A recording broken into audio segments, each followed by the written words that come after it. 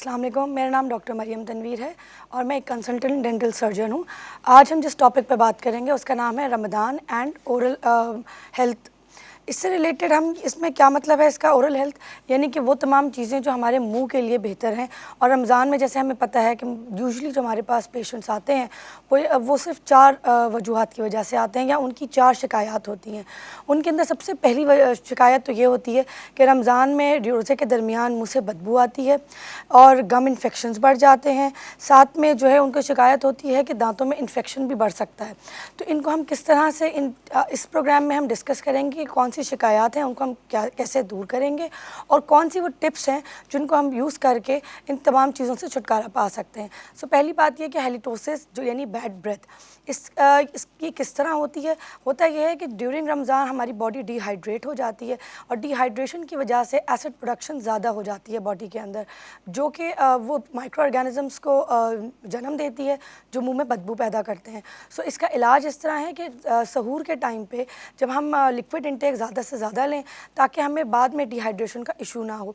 दूसरा ये गम डिजीज़, बहुत सारे लोग शिकायत करते हैं कि रमज़ान के अंदर वो ब्रश करना भूल जाते हैं। तो मैं अपने नाज़रीन को बताना चाहूँगी कि रमज़ान में आपको सहूर के बाद यानी सहूर बंद होने से पहले और अफ्तारी के बाद ब्रश करना बहुत ज़रूरी है, क्योंकि पूरा दिन कुछ ना खाने से हमारे मुंह में अगेन एसिड प्रोडक्शन ज़्यादा है, माइक्रो ऑर्गेनिज्म ज़्यादा पैदा होते हैं और जब हम ब्रश नहीं करते तो वो प्लाक की एक लेयर मुंह के दांतों के ऊपर जमा देती है, जिसकी वजह से गम डिजीज़ होने का ख़तरा है और साथ में इन्फेक्शन भी हो सकता है। रोज़े के दरमियान में हमें ड्राइनेस ऑफ माउथ की बहुत शिकायत मिलती है, यानी कि मुंह में सूखापन और थूक कम आना। वो भी इसकी वजह भी यही है कि बॉडी चूँकि ऑल ओवर डिहाइड्रेट कर रही होती है, तो वो डिहाइड्रेशन की वजह से हमारा ड्राई माउथ हो जाता है। तो बॉडी को जितना हम हाइड्रेट रखेंगे सहूर के टाइम पे, जितनी अपनी सहरी के अंदर हम लो कैलोरी इंटेक लेंगे, जितना लिक्विड इंटेक ज़्यादा करेंगे, ये तमाम शिकायत दूर हो सकती हैं। अब मैं आपको बताऊंगी वो तमाम टिप्स जिनको यूज़ करने से हमारा रोज़ा और हमारी ओरल हाइजीन मेंटेन रह सके ड्यूरिंग रमज़ान। इसके अंदर यह है कि आपने दिन में 2 दफ़ा ब्रश करना है, सुबह सहरी बंद होने से पहले और अफ्तार के फ़ौरन बाद, क्योंकि बहुत सारी ऐसी चीज़ें और ग़िज़ा हम ऐसी लेते हैं अफ्तारी के टाइम पे जो कि जिसमें शुगर इंटेक बहुत ज़्यादा होता है। जब शुगर इंटेक ज़्यादा होता है, बॉडी पहले ही कॉम्प्रोमाइज़ हुई हुई होती है, डिहाइड्रेट हुई हुई होती है, उसमें जैसे ही हम शुगर इंटेक ज़्यादा लेते हैं तो हमारी बॉडी में एसिड प्रोडक्शन मज़ीद बढ़ जाती है। वो एंजाइम जो मुंह के अंदर पीएच लेवल है उसको गिरा देता है शुगर इंटेक। तो इसलिए हमें अपनी अफ्तार के बाद या अफ्तार में उस तरह की चीज़ें लेनी है जिनसे शुगर इंटेक जिनका कम हो और कैलोरी जो है उसमें कम हो। साथ में हमने ये करना है, हम फ्लॉसिंग भी कर सकते हैं। फ्लॉसिंग ना सिर्फ हम अफ्तार के बाद कर सकते हैं, बल्कि फ्लॉसिंग जो है हम ड्यूरिंग रोज़ा भी या फास्टिंग भी कर सकते हैं, क्योंकि इससे मुंह के अंदर कोई चीज़ जा नहीं रही है और मुंह के अंदर से कोई भी ऐसा लिक्विड निकल नहीं रहा है। तो फ्लॉसिंग एक बहुत ईजी तरीका है जो हम अपने दांतों को साफ़ करने के लिए कर सकते हैं। उसके साथ साथ मिसवाक का इस्तेमाल बहुत अच्छा है अगर आप मिसवाक का इस्तेमाल करते हैं, क्योंकि मिसवाक का इस्तेमाल ना सिर्फ हमारे लिए सुन्नत है बल्कि हमारे लिए एक अच्छी आदत भी है। अगर मिसवाक करने की आदत हो तो वज़ू 5 टाइम करते वक्त हम मिसवाक कर सकते हैं।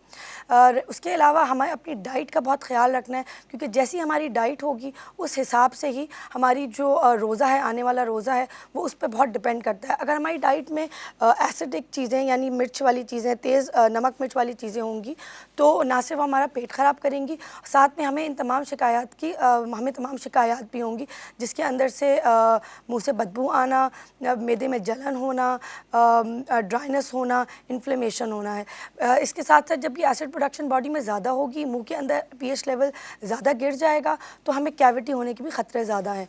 तो हमने इन तमाम चीज़ों से बचने के लिए हमें चाहिए कि हम अपनी इंटेक को बेहतर करें, हम अपने हाइड्रेशन लेवल को ज़्यादा करें और साथ साथ जो है हम अपनी डाइट को बेहतर कर लें। इसके अलावा हम अगर चाहें तो हम अपनी रोज़े के दरमियान में एक्सरसाइज वगैरह भी कर सकते हैं। मुंह के अंदर जो है हम ब्रश भी कर सकते हैं, अगर हम टूथपेस्ट यूज़ नहीं कर रहे तो भी हम ब्रश कर सकते हैं। हमें वो तमाम चीज़ों को अवॉइड करना है जिससे हमारा रोज़ा ख़राब ना हो। रमज़ान में जैसे हमने बताया कि जो हमारे पास शिकायत आती हैं तो हम उनको किस तरह से ओवरकम कर सकते हैं। अगर मुँह से बदबू आ रही है तो उसके कुछ तरीके हैं जिनको फ़ॉलो करके हम अपनी इस शिकायत को दूर कर सकते हैं। इसके अंदर है कि हम 2 टाइम ब्रश करें, अगर स्मोकिंग करते हैं तो उसको कम से कम करें। इसके अलावा फ्लॉसिंग कर सकते हैं, हम रिंसिंग कर सकते हैं with lukewarm water and also with chlorhexidine mouth wash. Mouth wash का इस्तेमाल किस तरह करना है? माउथ वॉश का इस्तेमाल इस तरह करना है कि आपने दिन में 2 दफ़ा यानी कि सुबह और रात में, चाहें तो आप अफ्तारी के बाद या चाहें तो रात को सोने से पहले माउथ वॉश को थोड़ा सा डाइल्यूट करके पानी के साथ उसको आप उससे गागल्स कर सकते हैं। गागल करने से क्या होगा कि हमारे मुंह के अंदर जो जरासीम है वो सोने से पहले वो तमाम जो हैं आपका मुंह साफ़ हो जाएगा, वो पाक हो जाएगा और आपको इसकी दोबारा बदबू की शिकायत नहीं होगी। हेलिटोसिस का जो प्रॉब्लम है ये मेनली रिलेटेड है हमारे स्टमक के साथ। तो स्टमक का हमने किस तरह उसको हमने किस तरह ख्याल करना है? उसका हमने इस तरह ख्याल करना है कि हम अपनी डाइट में वो तमाम चीज़ें लाएं जो हमारी सेहत के लिए अच्छी हैं, जिनमें नमक मिर्च कम है और जिनके अंदर हमारा जो कैलोरी इंटेक है वो भी कम है। उसकी वजह से जब हमारा कैलोरी इंटेक अच्छा होगा, हमारी जो फूड है वो अगर उसके अंदर फाइब्रस ज़्यादा होंगे, फाइब्रस होगा तो हमें हमारी जो सेहत है ओवरऑल वो उसके लिए भी अच्छा होगा और साथ साथ हमारी ओरल कैविटी के लिए भी वो बहुत अच्छा होगा। साथ में ब्रशिंग का मैं पहले भी बता चुकी हूँ कि ब्रश हमने 2 टाइम करना है और अगर कुछ लोगों को लगता है कि उनके मुंह से बदबू आ रही है 2 दफ़ा ब्रश करने के बावजूद भी, तो हमने ब्रशिंग को 3 दफ़ा भी कर सकते हैं, क्योंकि मेनली हम ब्रश इसलिए कर रहे हैं कि हमारे मुंह में वो प्लाक की लेयर ना जमे जिसकी वजह से इन्फेक्शन और कैविटी हो सकती है। अब मैं आपको बताऊंगी कि प्लाक क्या होता है। प्लाक जो है वो हमारे मुंह में एक वाइट फिल्मी स्ट्रक्चर होता है जो कि हमारे दांतों के साथ चिपक जाता है और अगर हम उसको साफ़ ना करें तो वो वहीं अडहेयर होके उसको वो प्लाक बन जाता है। वो प्लाक जो है जब हार्ड हो जाता है तो हमारे गम्स के अंदर चला जाता है और उसको रिमूव करने के लिए वो सिर्फ ब्रशिंग से रिमूव नहीं होता, उसके लिए हमें स्केलिंग की ज़रूरत होती है। तो इन तमाम चीज़ों को अगर हम फॉलो करें, जो ब्रशिंग के मेथड्स मैंने बताए, जो फ्लॉसिंग है, स्मोकिंग को कम से कम करने में, rinsing, use of mouth wash, तो इनको करने से आपकी बैड स्मेल की जो शिकायत है वो हम दूर कर सकते हैं। अब आएंगे हम ड्राई माउथ की तरफ। ड्राई माउथ जो है वो हमारी रिलेटेड है हाइड्रेशन के साथ। जितना बॉडी में हम वाटर का इंटेक बढ़ाएंगे उतना हमारी बॉडी डिहाइड्रेट कम होगी और जितना वो कम डिहाइड्रेट होगी तो उसकी वजह से हमारी मुँह जो कंडीशन है ड्राई माउथ की वो हमें कम से कम फेस करनी पड़ेगी। साथ में हमारे पास जो है इसको हम इस तरह भी दूर कर सकते हैं कि अगर हमें ऐसा लगे कि हमारा मुंह बहुत खुश्क हो रहा है ड्यूरिंग रमज़ान, क्योंकि हम लिक्विड्स ले नहीं पाते हैं फास्टिंग के और हमारे आजकल के रोज़े बहुत लंबे हैं, गर्मी बहुत है, तो ये कंडीशन बहुत ज़्यादा इनकाउंटर करते हैं लोग। तो इसको हम इस तरह पूरा कर सकते हैं कि अगर हम सहरी के अंदर लस्सी या वाटर इंटेक बढ़ा लें, जिसको हम कहते हैं कच्ची लस्सी वगैरह पिएँ, लस्सी और जो नॉर्मल लस्सी है उसके अंदर योगर्ट की क्वांटिटी ज़्यादा कर लें और वाटर की क्वांटिटी कम कर लें या वाटर इंटेक ज़्यादा करें सहरी के वक्त में, ऐसी चीज़ों को अवॉइड करें जो कि मतलब जो हमारी बॉडी के अंदर कैलोरी इंटेक को बढ़ा रहे हैं, तो हमारे मुंह के अंदर जो खुश्की है वो भी कम से कम होगी। और साथ में हम अगर कुछ पेशेंट्स हमारे होते हैं जो डायबिटिक के पेशेंट्स होते हैं, उनके अंदर कंडीशन बहुत सिवियर हो जाती है। वो क्यों होती है? क्योंकि डायबिटीज़ के अंदर पेशेंट पहले ही ज़ीरोस्टोमिया की कंडीशन के साथ आता है। ज़ीरोस्टोमिया जो है वो मुँह में थूक कम बनता है, जिसकी वजह से उनका मुँह खुश्क रहता है। तो वो इस कंडीशन में जब रोज़ा रखते हैं तो वो मज़ीद ड्राइनेस की तरफ चला जाता है। तो मैं उन लोगों से कहना चाहूँगी कि उनको मज़ीद ख़्याल रखना है कि वो ज़्यादा से ज़्यादा फ्लूइड इंटेक लें ताकि अपनी तमाम शिकायत और इन प्रॉब्लम्स को दूर कर सकें। साथ में जो है हमने अपने तमाम वो चीज़ों को नोट करना है जिन चीज़ों की वजह से हमें जो है हमारा पेट डिस्टर्ब हो सकता है, क्योंकि अगर हमारा पेट डिस्टर्ब होगा तो हमें ख़ुद ब खुद जो है वो प्रॉब्लम्स क्रिएट होंगी, जिसकी वजह से हमारे मुंह के अंदर भी जरासीम पैदा होंगे। इसके अलावा जो है हमारे शुगरी इंटेक के ऊपर भी बहुत डिपेंड करता है कि हमने कितना शुगर इंटेक ड्यूरिंग द अफ्तारी, क्योंकि हमारा कॉन्सेप्ट ये है कि अफ्तारी में हम वो चीज़ें खाना पसंद करते हैं जिनमें शुगर इंटेक बहुत ज़्यादा है, जिसमें जूसेस हो गए। शुगर इंटेक जितना ज़्यादा हम लेंगे उतना ज़्यादा हमारा पीएच जो है वो ड्रॉप करेगा। जब पीएच ड्रॉप करेगा तो हमें उतनी ज़्यादा तकलीफ़ होगी और वही जो ऑर्गेनिज़म्स हैं जो कि नॉर्मली वॉश आउट हो जाते हैं वो वहाँ कॉलोनीज़ बनाएंगे, कैविटी फॉर्मेशन करेंगे और कैविटी फॉर्मेशन के बाद दांत को ख़राब कर सकते हैं। तो इन तमाम टिप्स को अगर हम फॉलो करेंगे तो हमें हमारा जो ओरल हाइजीन है वो भी मेंटेन होगी, ओरल हेल्थ भी मेंटेन होगी। साथ साथ ये कि हमने हम तमाम चीज़ों को भी फॉलो करना है, यानी कि अगर हमें मना है कोई चीज़ें कुछ लोगों को आदत है कि वो सुबह में जो है वो हैवी नाश्ता करते हैं, हैवी सहरी करते हैं। इन चीज़ों को अवॉइड करने से हमारे तमाम ये प्रॉब्लम्स खुद ब खुद कंट्रोल में आएंगे। तो मेनली हमने अपनी डाइट को कंट्रोल में करना है। डाइट को कंट्रोल में करेंगे तो हमारे ये प्रॉब्लम्स जो हैं वो सॉल्व हो सकते हैं।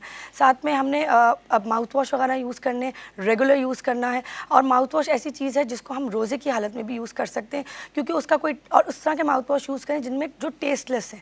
टेस्टलेस माउथ वॉश की वजह से वो हमारे मुंह के अंदर नहीं जा रहे।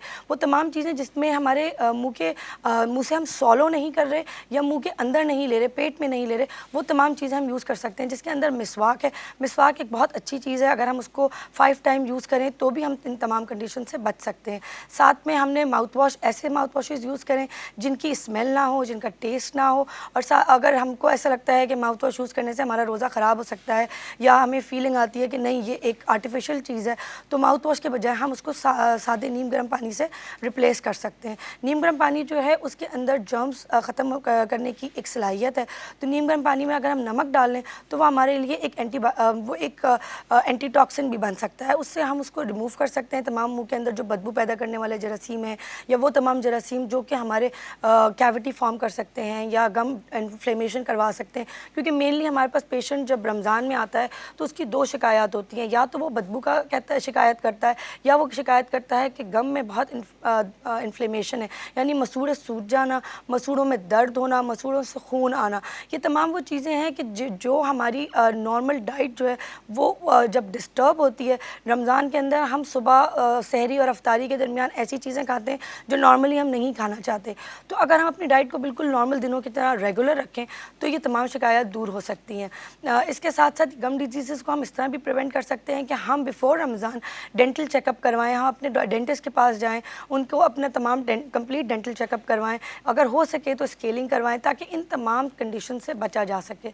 और इन तमाम कंडीशन को हम उसी वक्त ओवरकम कर सकते हैं जब हम अपना खुद से पहले प्रेयर एक डेंटल चेकअप करवाएं, अपना ख्याल रखें, अपने सेहत के साथ साथ अपने मुंह का भी ख्याल रखें। नॉर्मली हमारे साथ हम जब ओपीडी में होते हैं या हम क्लिनिक्स में होते हैं तो हम ये देखते हैं लोगों को अपने ज़ाहिरी चीज़ों का तो बहुत ख्याल रहता है, मगर बंदा अपने मुंह के अंदर जो चीज़ें हैं या मुंह है, दांत हैं, उनका ख्याल नहीं रखता। दांतों पे निशान भी होते हैं, दांतों में प्लाक फॉर्मेशन बहुत सिवियर होती है। प्लाक फॉर्मेशन जितनी ज़्यादा होती जाएगी वो गम के अंदर भी उतनी ज़्यादा जाएगी, वो गम्स को ख़राब करेगी, गम्स में इन्फ्लेमेशन करेगी और गम्स में इन्फ्लेमेशन के बाद वो दांत को लूज़ कर देगी। तो जब दांत लूज़ होगा तो इवेंचुअली वो हमें दांत या तो निकलवाना पड़ेगा या नया दांत लगवाना पड़ेगा। तो इसलिए हमें वो तमाम जो चीज़ें हैं जो हमें उस तरफ ले जाएं, उससे बचने के लिए सबसे बेहतरीन हल ये है कि रमज़ान के शुरू होने से पहले ही हम अपने डेंटिस्ट के पास जाएं, एक थॉरो कंप्लीट चेकअप करवाएं ताकि हम तमाम चीज़ों से बच सकें। इसके अलावा जो चीज़ें हमें हमारे मुंह के लिए बेहतर हैं उनमें ये है कि हम अपना टूथपेस्ट बेहतर इस्तेमाल करें, कि हमारा टूथपेस्ट इस तरह का हो जो जिसके अंदर वो तमाम इंग्रेडिएंट्स हों जो हमारे दांतों की प्रोटेक्शन कर सकें, दांतों को बेहतर बना सकें।